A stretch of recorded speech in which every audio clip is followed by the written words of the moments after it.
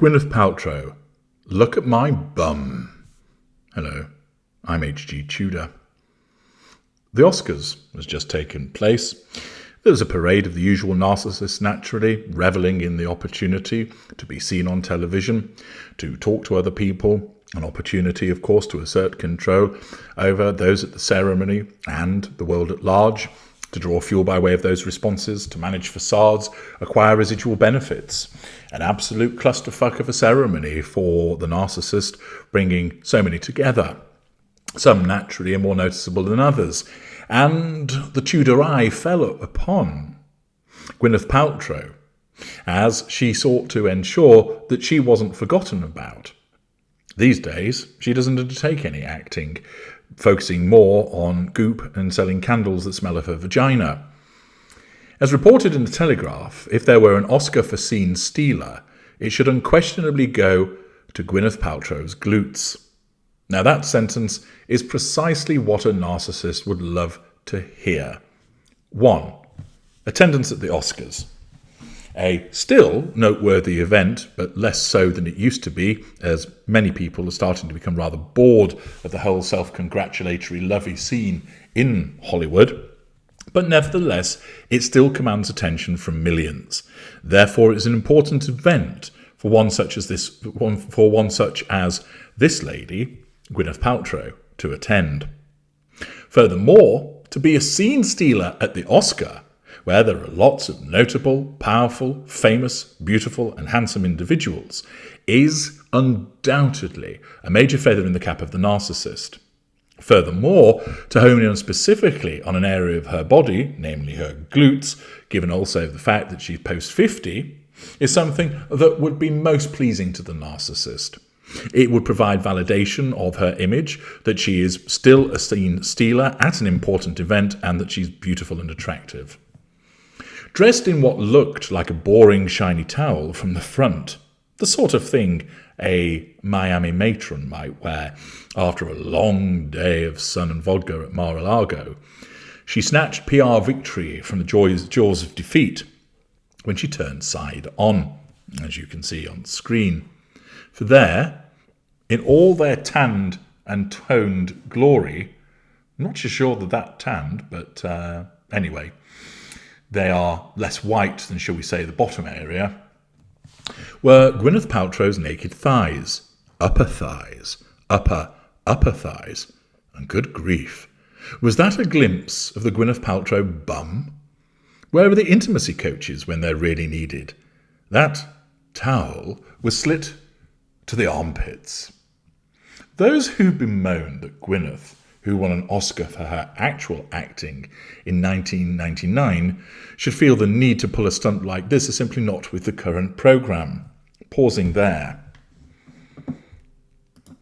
This is another instance where the author of this piece makes the mistake of thinking that the activity is related to some kind of programme, failing to understand and recognise that this is the behaviour of a narcissist. She can't receive any award for acting because she doesn't do that any longer. But she is known for being an actress and also for having a lifestyle brand. She needs to ensure that attention is focused upon her.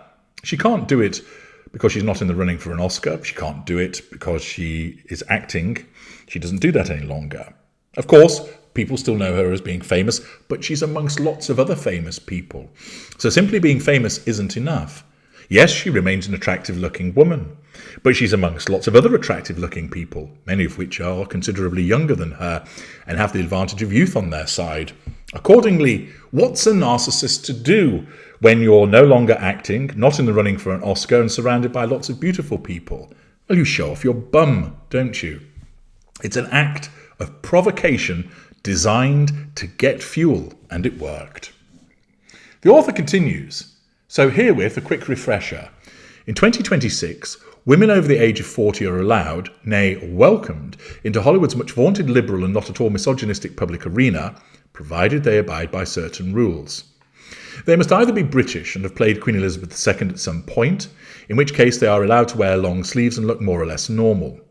Or they must look like an AI babe crossed with ET. If they are 80, they should ideally have the breasts of a 25-year-old, the bone mass of an orchid, or look and dress like Goldie Hawn, who, like the whippersnapper Paltrow and the 52-year-old Heidi Klum at the Vanity Fair after-party, wore an impressive, skimpy dress. Meanwhile, Naomi Watts chose a split-to-the-hips Balenciaga, and Philippine Leroy Beaulieu opted for a digging for victory plunge front. Actually, so widespread was the naked dress trend at the Vanity Fair shindig, including for men, I'm happy to report, states the author, this is an equal opportunity option for shameless overexposure. The truly radical move would have been to turn up in a nun's habit. Now, pausing there. This habit of turning up wearing stuff that's showing off much of your body is naturally as a consequence of the behaviour of somatic and elite narcissists seeking to draw attention to their bodies in order to gain control and to draw fuel, and then non-narcissists engaging in this because they see the narcissist doing so and basically think to themselves, that's not a bad idea, I think I will do it. The article continues. Believe it or not, Gwyneth Paltrow, in all her complicated 53-year-old glory, may even be a quasi-candid filter exclusively for Hollywood types when she appears without makeup in squinty sunlight. And yet, you would have to be blind to behold her face and not ask yourself, are those lifted contours and uncanny smoothness all the result of using Goop's Youth Boost Moisturiser, yours for £94? To be fair, she has admitted to having Botox in the past. She also confesses to the odd ciggy, sunbathing, drinking, cooking, and even eating pasta. All indulgences which even the most fervent disciples of Goop, her wellness empire, long ago excommunicated from their lives. For this honesty and self-contradiction she is, I think, to be commended. It's called being human. Or, since we know that Gwyneth Paltrow is a narcissist, it simply means I do as I please because I'm always entitled to do so. And who's to say we wouldn't all buckle and become completely weird-faced with such pressure? The fact is, if Paltrow's body didn't look the way it very clearly does, Goop, already on shaky ground, spectacularly, given all the publicity it has garnered in its 18-year history, it has very rarely turned a profit, would probably be over and out. Paltrow's been on a mission this awards season to semaphore that she's very much engaging with public life.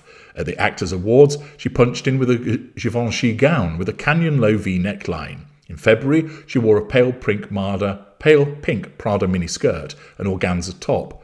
For the Los Angeles Times in December, she was photographed in an abs-bearing satin skirt and crop top. In other words, she's doing all of this. Why? To draw attention to herself.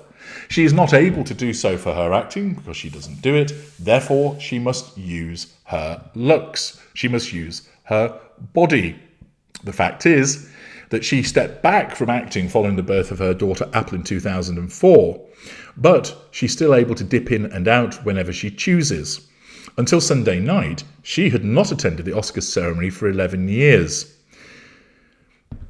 She is also, annoying to say in view of her infamous sense of entitlement, a very good actress. Given how self-knowing and occasionally insecure she is, according to Amy Odell's in-depth 2025 biography, for which she spoke to hundreds of sources, there must be deep nights of the soul when Paltrow, cognizant that there are thousands of talented actors, wonders how much of her success is due to her immensely privileged background. She is the proto-Nepo babe, after all.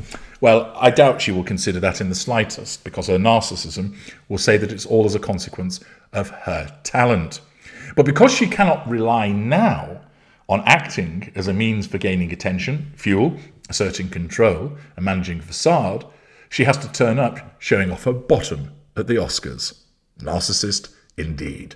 I'm H.G. Tudor. Thank you for listening.